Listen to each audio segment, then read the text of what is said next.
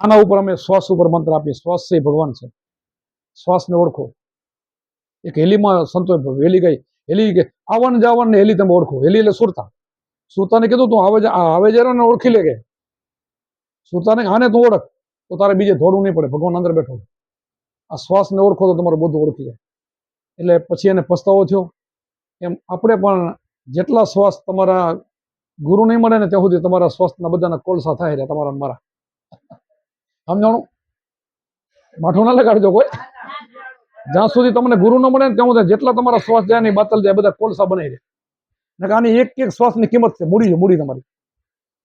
અમે અત્યારે કોકને કાંઈક બોલીને થઈ જાય છે ને એ અમારી મૂડી કામ કરે, શ્વાસ કામ કરે. મારા કારણે મૂડી હોય ને તો કોઈ કંઈક બોલી જાય, દુઃખી મન આવે ને કામ તારું સારું થઈ જાય. શું કોણ કરે છે? આ મૂડી કરે છે.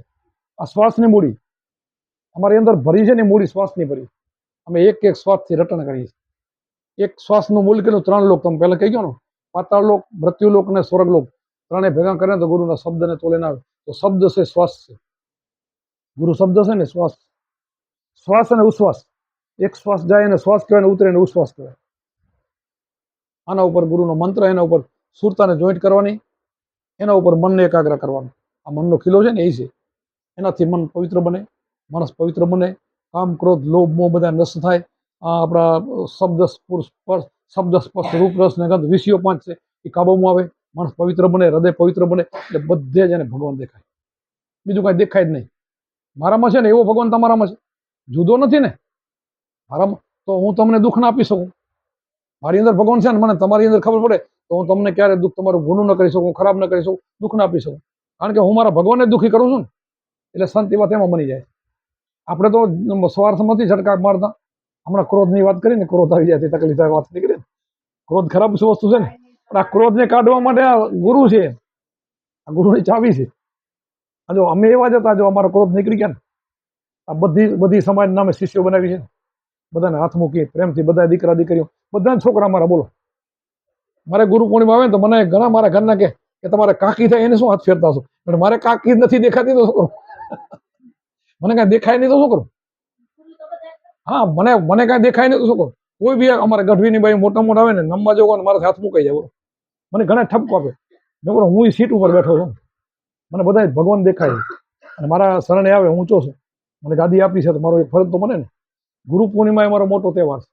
ગુરુ પૂર્ણિમા હું હાથ ન ફેરતો હાથ શું કામનો? પછી હાથને પછી શું કરવાનું? ગુરુ પૂર્ણિમા જે ગુરુ વર્ષની અંદર ગુરુ એટલે ભગવાન એને મળવા આવે, એને જો હાથ માથાનો સ્પર્શ ન કરે તો ગુરુ શું કામ? અને ગુરુ આમ તો હું તમને ગુરુ ઓળખે નહીં એવા ગુરુને શું કરવા? શિષ્યને ઓળખતા હોય તમે ત્યાં જાઓ ને ઓળખતા ન હોય એવા ગુરુ શું કામ? તમને મારે આશીર્વાદ આપો ને તો મારી તમારી ઓળખાણ હોવી જોઈએ તો આશીર્વાદ મળે. એના માટે તમને ઓળખતો હોઉં ને તો આશીર્વાદ મળે. ઓનલાઈન કેવા મળે?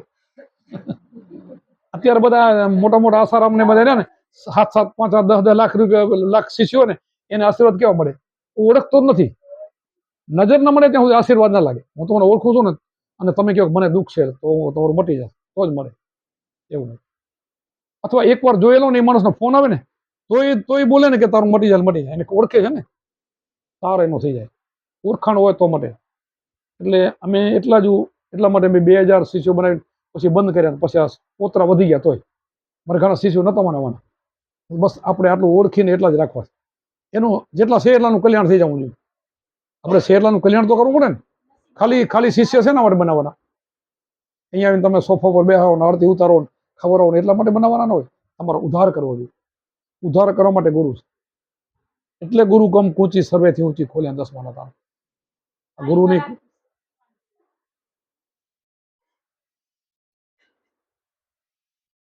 આસ્તે બોલતા હો તો મેં કીધું 70 વર્ષ થઈ ગયા.